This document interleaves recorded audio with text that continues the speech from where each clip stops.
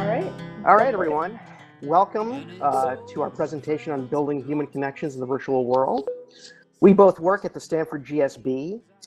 My name is Justin Willow. I'm an innovation catalyst, so that just means that I work with new media and new technologies and trying to find the best way to use them in management education. Marina Lalikian has been working at the GSB as well for the last several years, and she is a director at the LEAD program, and she'll tell you more about that, but it's our fully online certificate program, and she's responsible for making that work well and perform well for our participants. So Marina, take it away. Thanks, Justin. So for our presentation today, we're going to cover 4 general areas. Just to start off, we'll give you a little bit of context into the Stanford LEAD program, since that's where the use of the virtual world platform has been concentrated at the GSB to date. We want to focus a little bit about the challenges with online programs and where we have used the virtual world to fill in those gaps between the physical and virtual connections. We'll share a bit about our learnings and best practices. And then finally, we really want to dive into a discussion with all of you about what challenges you're facing with your online program, so we can see if collectively within this room, we can think about how to solve those, potentially using a virtual world or other mediums. So to start off, as I mentioned, want to give you a little bit of context into Stanford LEAD, which is our year-long fully online certificate program that's offered through the Stanford Graduate School of Business.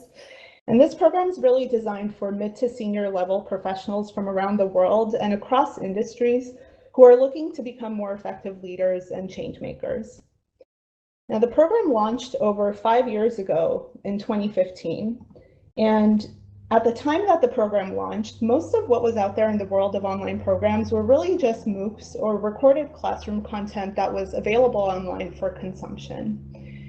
And when the program was first conceived, the vision that was set forth for the program was, in quotes, to develop and deliver selective, rigorous, and impactful technology-enabled programs for change agents globally that are a strong reflection of the GSB faculty content and brand. So in addition to the academic rigor that's really embedded into the institution, the GSB is known for providing high-touch learning experiences across our degree and executive programs. And some of the elements that were really important for us to intentionally preserve in the online environment were the opportunities for network and community that our on-campus programs are really known for. So it was really important that we were intentional about designing a program that really built and humanized connections between our group of participants, but also with the program faculty and staff, and with Stanford as an institution. Since the program launched, we've enrolled 11 cohorts, actually about to enroll on our 12th one this fall, so it's very exciting. Participants in our program are coming from all over the world. We have 90 countries represented, and we've seen countless connections and friendships really that were formed between them. When we launched the program, the question was never really around whether we would be able to deliver really great content from our faculty. They've been doing that already, right? But it was truly around whether we would be able to create a high touch and impactful and connected learning experience. And one of the biggest compliments that we get about the program experience is feedback like the one from Geloni in Switzerland that I've shared with you on the slide. When participants say that, they didn't even feel like when they were going through this program, it was virtual, or that they were doing this in isolation or from a distance. So we love hearing that. And as you might imagine, there's a lot that goes into curating this type of experience. And let's face it, education technology has come a long way, but it's not yet at a stage where one single platform is able to do it all, right? So within LEAD, we use what we refer to as sort of this ecosystem of technologies and platforms that are used to support various aspects of the learning and community engagement experience. So As you can see here, there are a lot of them. That's one of the challenges with online programs in and of itself, is the sheer number of technologies that are used in each of the programs. We use NovoEd to house our course materials and engagements. We use a platform called Workplace by Facebook to empower asynchronous community engagements and socializing among our participants. VirBELA and Zoom are what we use for our live events. And we have a number of multimedia case studies and custom-built apps that we use for curricular engagements.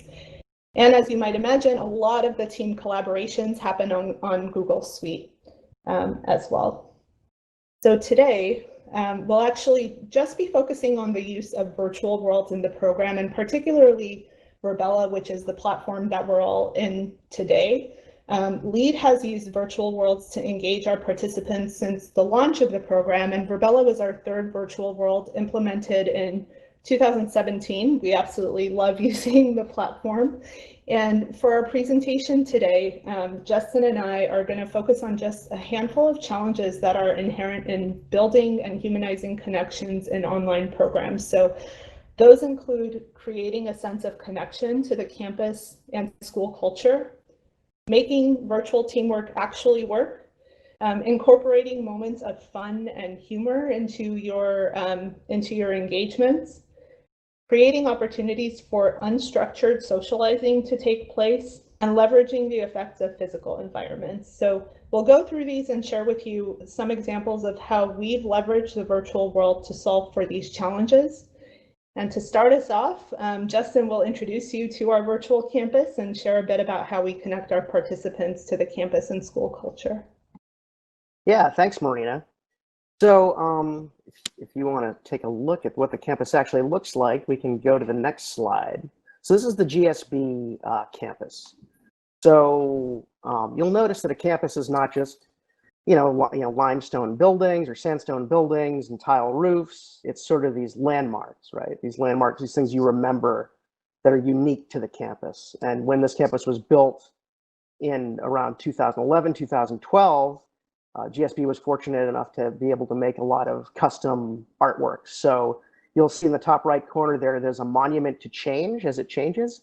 It's actually this ingeniously designed flipboard that shows sort of data visualizations and animated things moving. And this idea of showing change in a digital kind of colorful way. And in the middle lower left there, you'll see a adverb wall. So it's just this wall of adverbs that blinks on and off and fades in and out and talks about all these ways to change. So the emphasis at GSB, it's in the middle of Silicon Valley, it's high energy, it's high stakes, things change quickly, and the unique things about the campus are designed to sort of reflect that. So one thing we do in VirBELA, we were lucky enough to have a team of people who could build 3D assets. So we were able to actually recreate a lot of these things in the space. So we were able to actually build a Hoover Tower. We were actually able to build a wall of change. And you'll see in this video, if I can get it to play, exactly how that works. So let me just go over to this screen.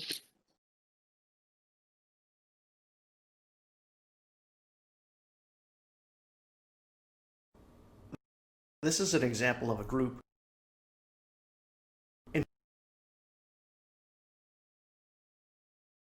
introduction exercise where everyone goes around and says something about themselves, and you can see sort of what this is like in VirBELA. So I have started hula hooping with a friend over Zoom. So while we used to do it in person together every once in a while, now we hop on Zoom calls, share some music, and hula hoop together. That's been fun. Good for you. So you'll see as I lead this group through VirBELA, we have a lot of the same artifacts in the VirBELA campus that we do in the real GSB campus. So we have the Wall of Change, and you'll notice Hoover Tower. And as I walk through this building, you'll see coming up. So you'll see that those items are actually reflected in the virtual environment, very much to the scale and color and everything that we have on the real life GSV campus. And you might say, well, that's great. Well, how can we actually use that in an online program? Well, we've done a clever thing where we have a scavenger hunt, and we have people actually seek out these landmarks and take virtual selfies with them. So they go into this other platform, Workplace, they show the virtual selfie, and then they can reflect on kind of what that particular monument to change or whatever it might be reflects on their own sort of managerial outlook. So they write some comments about it, they find out about the history about it, and they do a personal reflection as well. So that's how we sort of integrate this real life campus into our virtual campus. I'll turn it back over to Marina. Thanks, Justin. Yeah, it's really fun to see later when these participants, sometimes when they come to visit campus, they'll end up taking actual selfies with the art and then comparing their virtual selfies to them. And that's really great. And it's a great way for them to start building that connection to the campus culture too. I wanted to talk a little bit about virtual teamwork. So many of us here today, right, we're education professionals, and it's generally a norm that as education professionals, we're working from a physical campus and we're used to seeing our colleagues on a regular basis. Well, as of a few months ago, all of that changed, right, for all of us with the current pandemic. And many of us have had to adjust to remote work and quite frankly, become accustomed to remote or virtual collaboration with our teams and our colleagues. And, many of us have felt that it's quite an adjustment. So we can probably all recognize that teamwork operates differently in the online world than it does in person.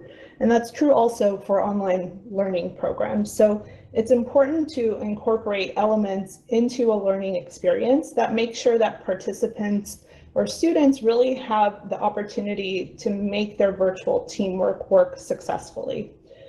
So when you think about the design of teamwork for online programs, right, there may be requirements for synchronous collaboration where everyone has to be in the same place at the same time to complete the task at hand.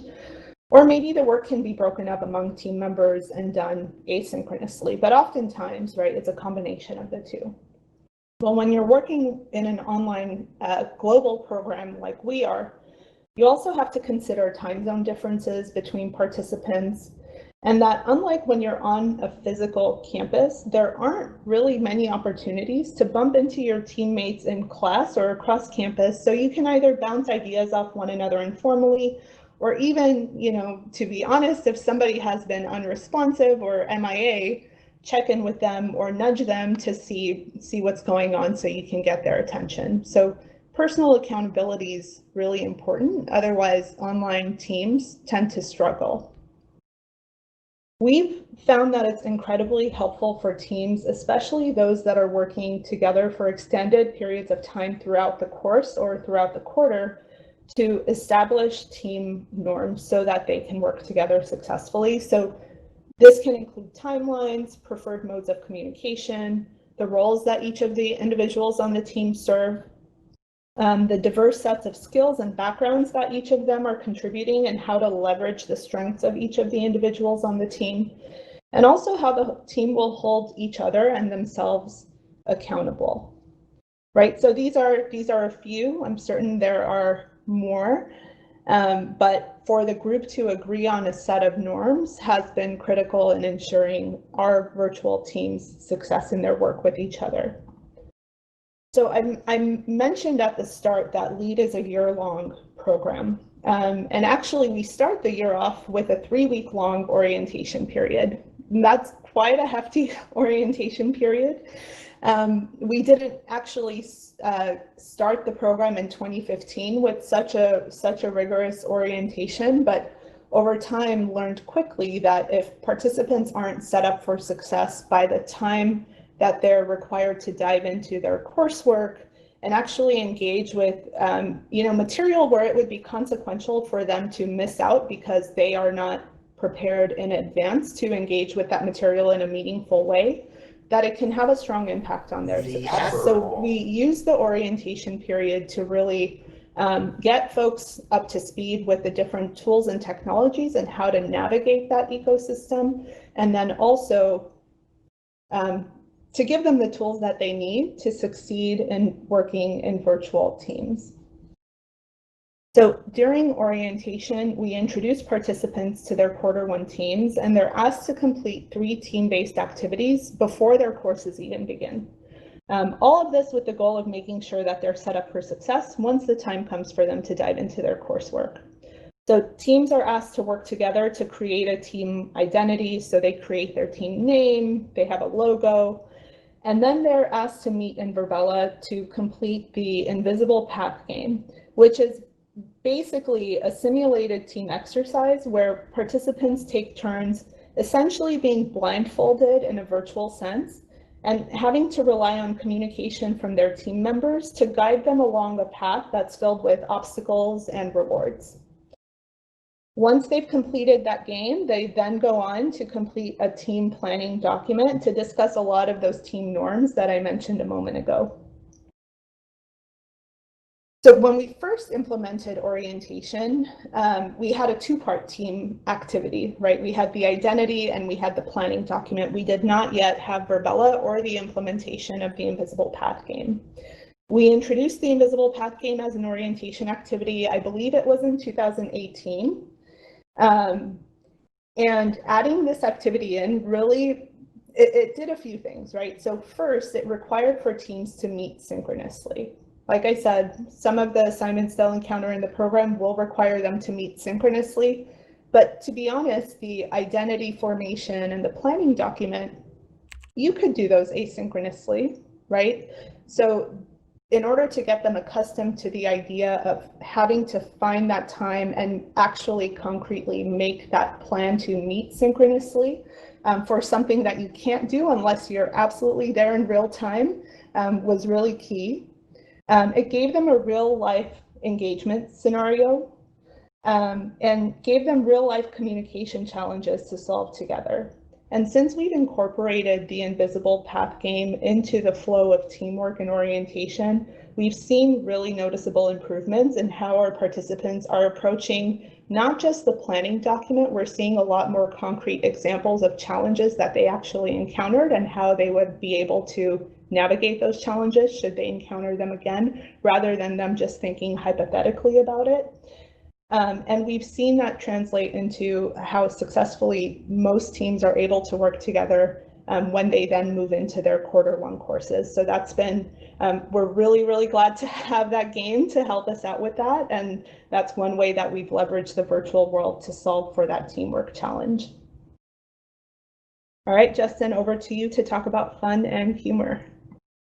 Yeah, so if you think about your own grad school or undergrad or college experience, if you have any, probably the things that stand out most to you are not academic learnings, but things you did with people that you were there with fellow students that were fun, that were engaging, that were maybe not academic, but stuff that happened outside of academics, right?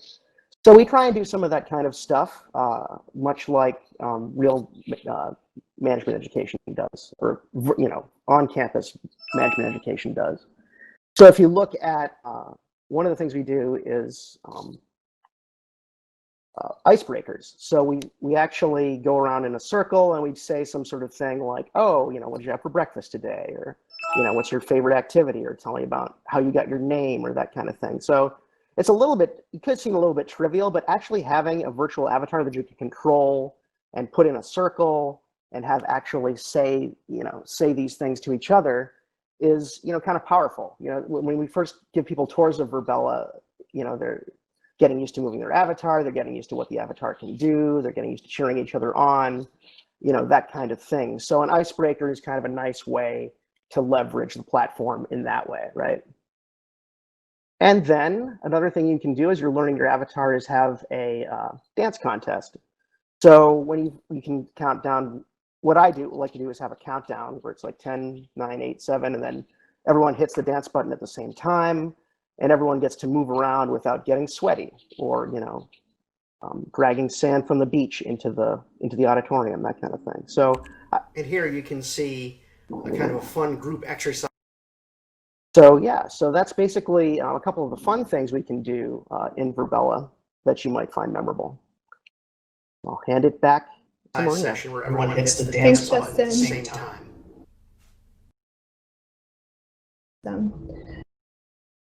Yeah, it's funny how social norms may or may not translate into the virtual world, and how dance parties can be a lot easier to spark when people are avatars rather than in person. So yeah, you don't have to worry about getting embarrassed, right? Yeah, exactly. All avatars dance equally good. So I wanted to talk a little bit about unstructured socializing. One of the things that I miss most about working from campus was this opportunity to bump into my colleagues when I was either grabbing a coffee or stopping by for unexpected chats, or having what's often referred to as water cooler conversations, right? So you can imagine that when students are enrolled in fully online programs, the lack of this type of opportunity for these random, unstructured social interactions is also something that's just missing from their experience, which is unfortunate, because these informal moments are often the ones that help connect and strengthen relationships between individuals. So one of the biggest strengths of the virtual campus that I truly haven't seen in any other type of ed tech tool is actually this opportunity to provide a space for exactly this type of unstructured live socializing. When you think about the elements of social engagement, if you try to have social engagement in a video conference, right, you can certainly do it, but there are some severe limitations in how participants in a group setting are able to interact or connect one-on-one or in smaller groups. When you're in a video conference, you don't really have the opportunity to have multiple conversations at once, because then we would all be talking over one another. The solve for that in a video conference potentially is to leverage the breakout room features, but then, that's in the hands of the host of the meeting and doesn't really give participants themselves the opportunity to take control of their own interactions and choose how they'll interact, who they'll interact with, and when they will choose to have that interaction. The virtual world actually does allow for that, but it doesn't happen fully organically, right? You have to give people a reason to come to the campus so that they'll actually bump into each other. And that's also true in the physical campus, right? People have to have a reason for being there so that you can then bump into one another and have those interactions. So in a sense, it's our responsibility as program administrators to actually create a purpose for our students and our participants to be present on campus, so then they have these opportunities to bump into each other and to mingle with one another. So within the LEAD program, we use the virtual campus to bring our participants to campus for a number of different program engagements. A couple of them I'll talk about here. So for example, within the program, we have a number of participant-led activities similar to student clubs. So we host club fairs where participants can walk around campus and learn about the different participant-led groups and initiatives that are stationed in various areas around the campus. And in a similar setting, we host quarterly course registration expos to provide our participants with information about the courses that they can sign up for next quarter so that they're making more informed selections. So the flow of these events within the campus space really provides a lot of flexibility for participants who are attending to make their own decisions about the stations that they'll attend, when they'll attend them, whether they'll show up early and chat with people, whether they'll stay behind to chat with people, and they tend to, often what we see is folks stopping by to chat with their classmates and their peers along the way as they're moving between locations. So this really creates this really invaluable opportunity for participants to mingle with one another, which is really hard to do in most other tools. But in order to facilitate a space for that mingling to happen, you first have to actually design an event or a purpose that participants are willing to attend, that they feel that they will get value from, and mingling happens along the way. Justin, back over to you. Yeah. So one of the things that you want to think about when you have a physical environment that's not real, that people are moving around in, is how pedagogy works, right? And then we work in management education, so parts of the pedagogy are, say, case studies, lectures combined with breakout rooms, that kind of thing. Working in smaller groups, working in teams, coming up with deliverables, and then presenting them to a larger group, kind of thing. So again, we were lucky enough to have a team that could build 3D assets. So we built this structure, which we call the town hall. So you'll notice that it never rains in VirBELA. So we could have an open top building where we had like Stanford-like benches and a town hall and cement flooring. But you'll also notice these lovely breakout rooms. So there's 5 of them on each side, and they're sound isolated. So once the lecturer says, okay, now you have your role to play, or now you have your team, you can go into one of these breakout rooms and perform an activity and then come back and then share your results with the greater group. So each of the breakout rooms has a web screen that the students can control and do things like Google Docs and slide decks and that kind of thing. So if you'll notice in the next slide, this is what the view looks like at our kickoff, at our lead kickoff to students. So they can see, in the slide deck, there's the real pictures of our real program managers who have their avatars standing there on stage. And then they do initial activities such as, forming a team, making a team logo, putting the team logo up in their breakout room, and then having everyone sort of share by moving into each other's breakout rooms afterwards and see each other's work. So a bit like, sort of like an art class, right? But it's a good team building exercise, and it gets them used to using the environment for more serious stuff later on.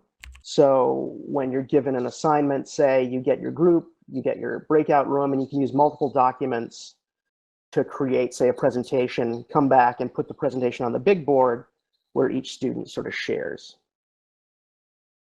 Another aspect of life on the real GSB campus, on the real Stanford campus, is Hoover Tower. So students and staff and faculty can take the elevator up to the top of Hoover Tower and take pictures of campus. So this is a fun kind of thing that a lot of people do during orientation week, that kind of thing. So we actually incorporated that into our campus, where you can actually walk up to our virtual Hoover Tower, walk through the door, and you end up at the top looking out over campus. So you can see on the right there that you're actually looking out over the entire virtual VirBELA island. And then there are Post-it notes. So one thing that people do in the real campus is try and carve their initials into not very obvious spots in real Hoover Tower. So this is a way to non-destructively, quote unquote, carve your initials into the environment and leave a artifact there for future students to kind of find. So this has worked out well. You can see people have positive reactions to it, and it builds a little bit of community that way. Another thing that we've done that probably will be of a little more interest to you is using simulations. So I mentioned case studies earlier, and role-playing can be often part of a case study. So you hear about a moment in a company's history, you put yourself in the role of the protagonist, the leaders of that company. What would they do at this moment, right? So one of our faculty members uses Airbnb in 2011. So Airbnb faced a crisis in 2011. A user's home was trashed by a visitor, by an Airbnb user. So it gave them a ton of bad publicity very early on in their career that could have, ended the company right there, then and there. And it's a good example of a crisis that is potentially fatal that students could imagine themselves dealing with. So the faculty member, the original way this is done is you go into class, you're given a handout, you get your role, and then you collaborate with, say, 2 or 3 other people in the class to figure out what your strategy is going to be to deal with this problem. And then you deliver this to the class in the end of class. So you're given, say, half an hour to develop your strategy document. And that's a great way to do it. It works really well. It's been done for generations now. But technology gives us the opportunity to add a little bit more reality to it. So part of what was happening during this crisis was they're getting angry input from many sources. They're getting phone calls, they're getting emails, they're getting angry tweets. So Twitter was early days of Twitter, but people were looking at Twitter to see what the word was on this company, and the comments were not kind. So none of that is part of a paper classroom simulation. We were able to actually create that in an automated way inside a room in VirBELA. So the students came in, they had several screens. There was a video that appeared and played. The lecturer told them the parameters of the problem. And then there was a big countdown clock that said, oh, now you have half an hour to create a strategy document. But while you're trying to create the strategy document, you're also answering emails, you're also answering tweets, and you're also dealing with, your upper managements that's saying, where is the strategy document? I need it right now for, X media presentation kind of thing. So I'll play this video that shows a little bit, gives you a little bit of the flavor of what that was like.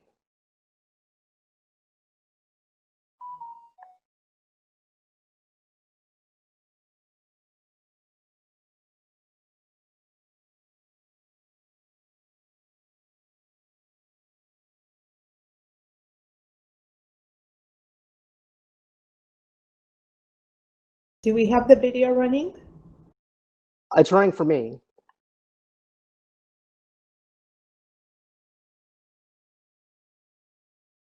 Looks like Heather's going to help us out. Thanks, Heather.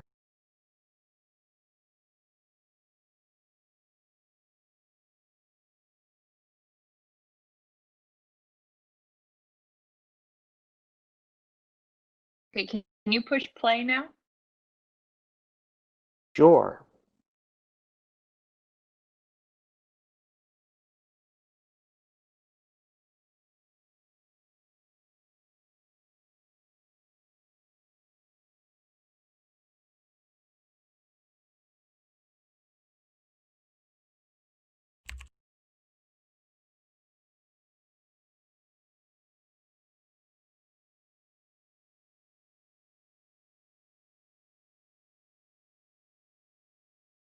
Did that work for everybody?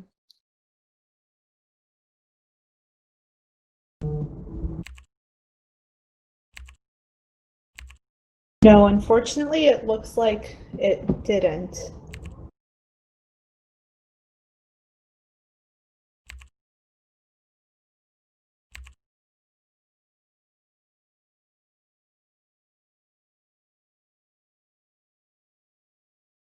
Justin, Dorwin has a tip in the chat box. I see it. Yeah. Awesome.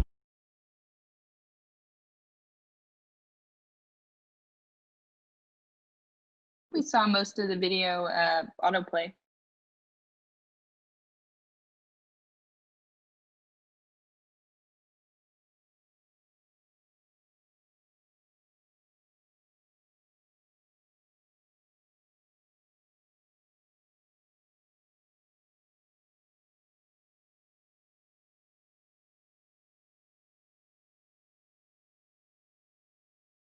Why don't maybe I can try playing it within this slide, and let's see if that works for folks. And if folks can let us know in the chat box if this is working for you or not, we can get some indication. Oh, good.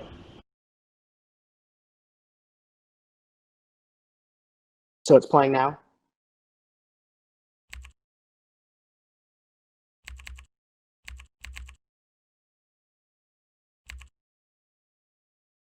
All right, let's move on from this video because I'll just describe to you what's happening. People are getting angry tweets and stressful emails and various inputs from various screens in the simulation, and they're trying to work on their central document. So they're adding things together with their central document. They're working on that, but at the same time, there's a big countdown clock, and there's angry emails from the mayor of San Francisco and everyone up to them. So yeah, just to let you guys know, we are used to a little bit more of a simple interface for VirBELA. So yeah. It's like when you go to a new presentation space and try to set up your laptop to hook it up to the screen, and it's not quite home for you. It's right similar in the virtual world too. But Justin, do you want to talk a little bit about the reviews for the simulation? Because we got some really good feedback there. Yeah, hold on. So yeah, so this was really good feedback. Several cohorts have gone through this simulation now, and it's been through several rounds of refinement. And you can see here some of the cool reviews we've got. So people have said, oh, it felt like real life, right? Working under pressure, providing a good learning experience, similar to real life, designed very well, and simulated a crisis in a real way. And one of the ways we measure things is on a Likert scale, obviously. So we try and measure how each part of each course does in LEAD. So we measure not just, course overall, but the videos, the content, the assignments, that kind of thing. So this one got a particularly high rating of 4.8 out of 5. So that was great. So, and it's just gone up as we've done it more often. So people really like the idea of functioning in a virtual environment and working under pressure. So that's one way, if you have the time and the ability to create a simulation in this kind of world, it's highly recommended. And I'll turn it back over to Marina. So to end our presentation and then move into discussion, we wanted to chat a little bit about what our learnings have been over the past 5 years of leveraging virtual worlds and share some of our best practices for you as well. Justin? Yeah. So one of the things we tried to do in VirBELA sort of early-ish on was to do design thinking exercise. And if you've ever done a design thinking exercise, there are a lot of components to it. There's interviewing your users, there's creating empathy, there's creating a problem statement, there's creating a prototype, there's sharing the prototype, and then there's refining a prototype. And we use an exercise at Stanford, Stefanos Zenios does, that goes through all of these steps in just an hour. So you have deliverables, you have interviews, you have all kinds of stuff like that. So what happens is that everyone has to interview each other. They write something up, they come back, they share it with the group, then they share it with the other person. They say, oh, is this what you're saying? Would this product be good for you? They start with a sketch of a prototype, and then by the end, they actually make a prototype. At Stanford, they do it out of, say, pipe cleaner and paper and that kind of thing, and they talk their way through it with hand waving.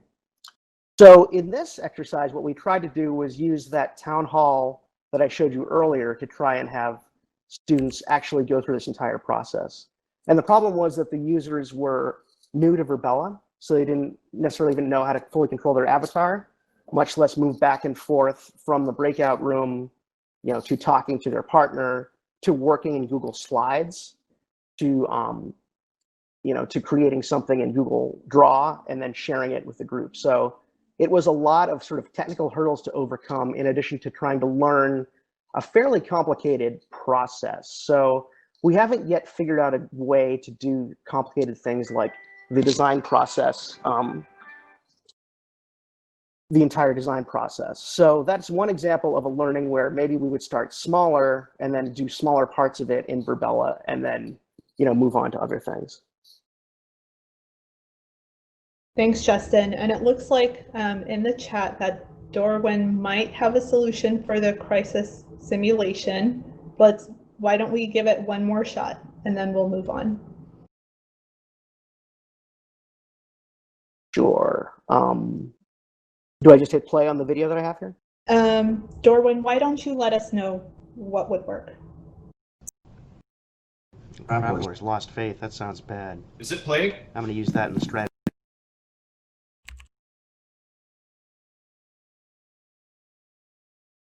document. All right.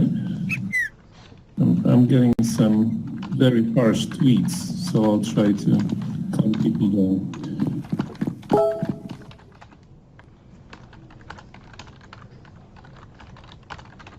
Let me check the email and see what's happening over there. All right. The mayor has emailed us. This can't be good. Yeah, why don't you respond to it? Yeah, let me see what the mayor, yeah. Well, we're dealing with a crisis here. Would you like to manage email while I work on the strategy document? Sounds great. Okay.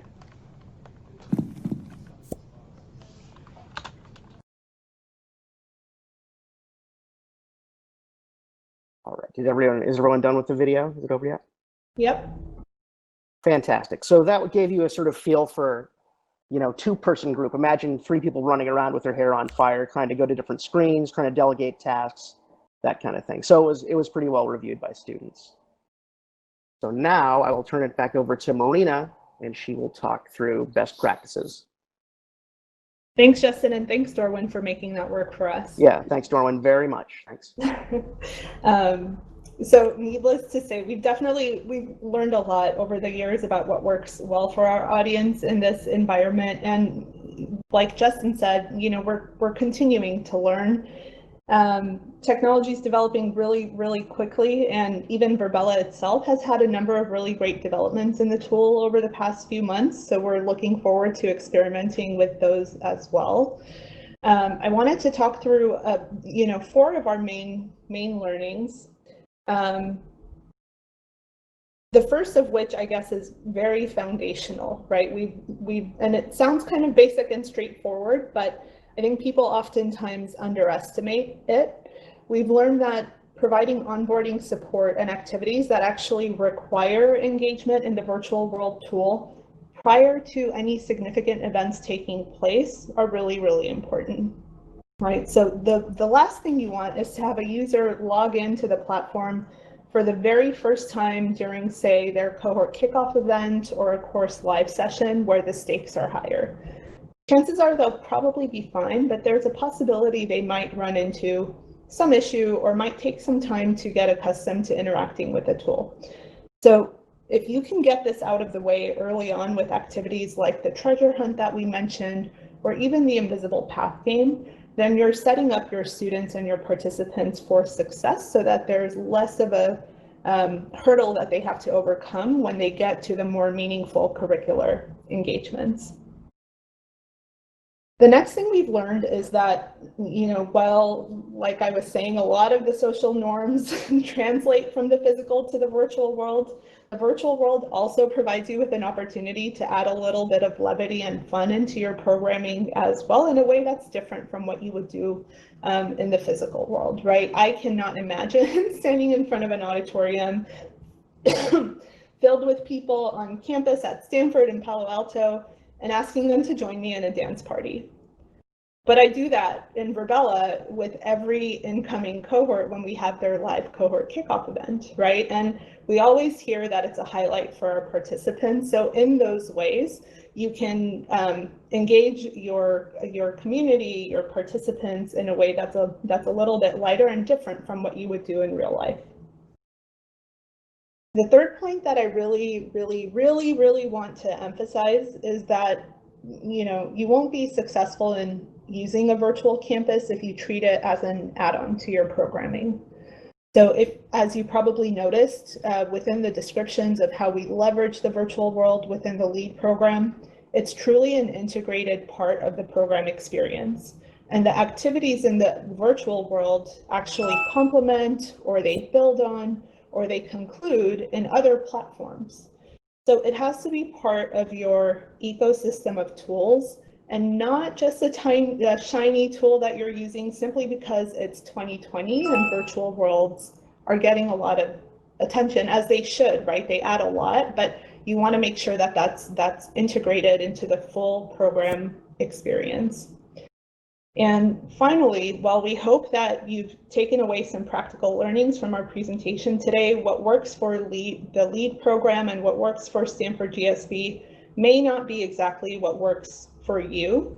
So we encourage you to really think about and understand your audience and your programming goals to make sure that if you choose to use a virtual world to help you solve for some of the challenges that you're facing with your online programs, that you do so in a way that's meaningful and provides value both to your institution and also to your learners. So with that, Justin will transition us into what we hope to be an interactive activity. Yeah, so in the name of design thinking and collaborative work and Post-its and all that kind of thing, we are going to open up the floor to you to figure out what challenge you are facing in your program and figure out ways that maybe we've used VirBELA and maybe other people have used VirBELA to sort of answer those challenges. So if you imagine that you had VirBELA what would you do with it, and what challenges do you think VirBELA could possibly solve that you're working with in your program?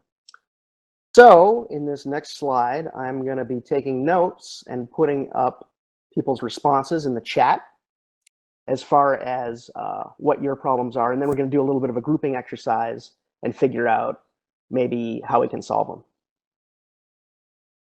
Everyone ready? Go for it. Go for it. So everyone, go ahead and type in what challenges you're facing in your online programs in the chat. And then we can pick some of these to brainstorm on how to solve. And Jenna, thanks for the note in the chat. I'm glad that you had a chance to join us and glad you found it helpful.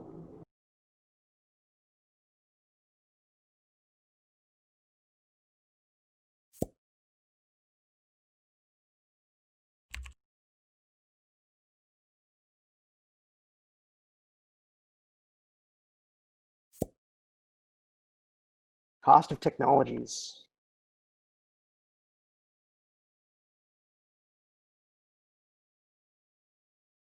Yes, Caroline, definitely, especially when you have to use so many different tools. But it changes so fast, it's almost impossible to budget for anything. Yeah. And of course, that doesn't even count the poor students. We have to pass the cost to them. Interesting, right? So scaling down K to 12, could you elaborate on that? Chris? Oh, I think that one was Zena. Oh, Zena, sorry. Yeah, it's okay. Hey, just trying to figure out, well, I don't know if scaling down is the appropriate word, but if you're thinking K-12, our funds get spent, in my mind at least, a little differently than they do, say, at a business or at a university level, and something so that parents aren't nervous and school districts aren't nervous. Like, how does VirBELA work in that environment?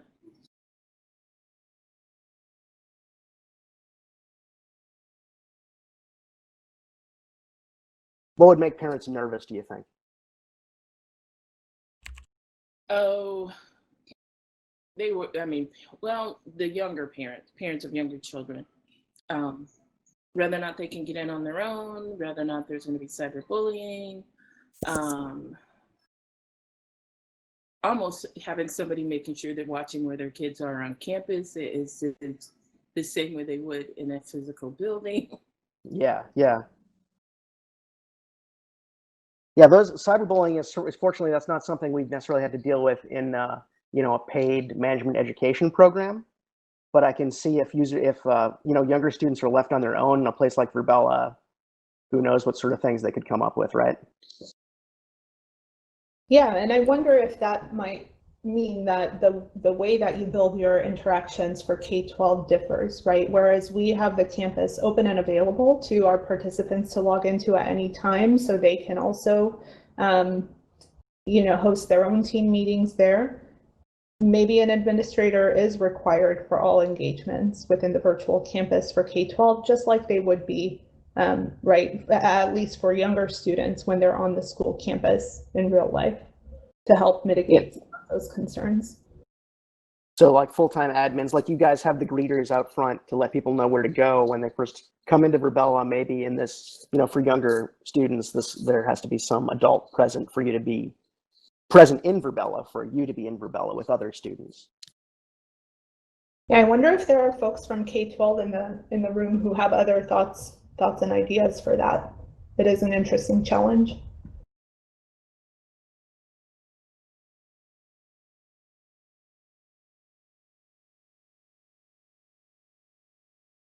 Virtual teaching assistants, says Chris Hoffman, with new skills to foster collaboration. That would be good, yeah. So by virtual teaching assistants, I imagine like something automated. Is that automated, or is that an actual person? Like the TA has the skills and they're actually, you know, they're actually moderating.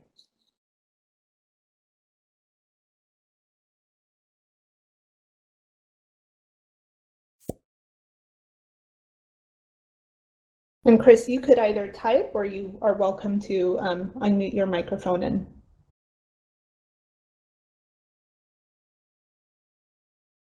it looks like actually your microphone is unmuted, but at least I'm unable to hear you.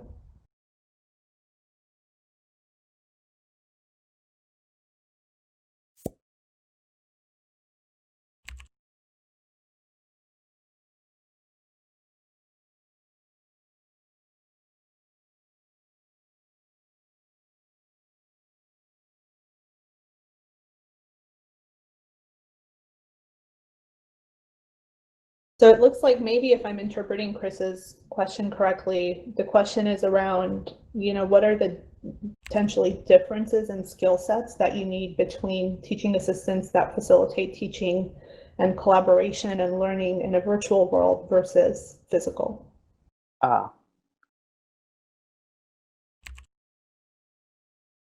That's a really good question. I think from my perspective, still something that we are learning, but I guess this is a little bit of a basic response. The first and foremost, right, regardless of how good of a facilitator somebody is, if they are not, at least like 90% comfortable with the technology tool that's being used, that can get in the way of their ability to facilitate. So the comfort with technology is really, really important, and somebody that can make people feel comfortable in what is not necessarily a normal circumstance for them. But for us, the facilitators that we use for the LEAD program, they also facilitate across our on-campus programs.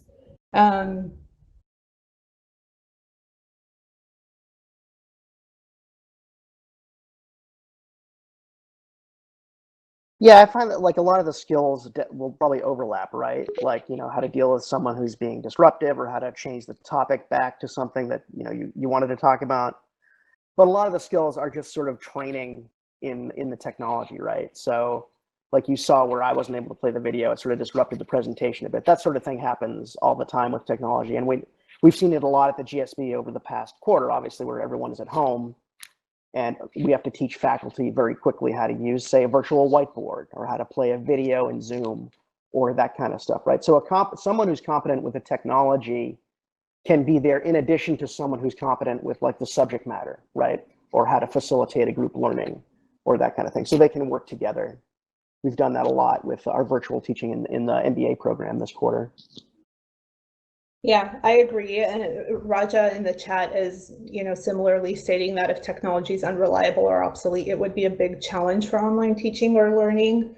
Agreed 100%. At the same time, I think we have to acknowledge that when we are operating in a fully virtual world, right, technical challenges are bound to happen, like Justin was saying. And so if you can set up expectations for people to be patient and take that with a bit of even just levity, right? And as the program administrator, make sure that people know that you recognize the challenge and are working toward resolving it. People are usually pretty positively responsive, given that it's not completely interfering with their learning experience.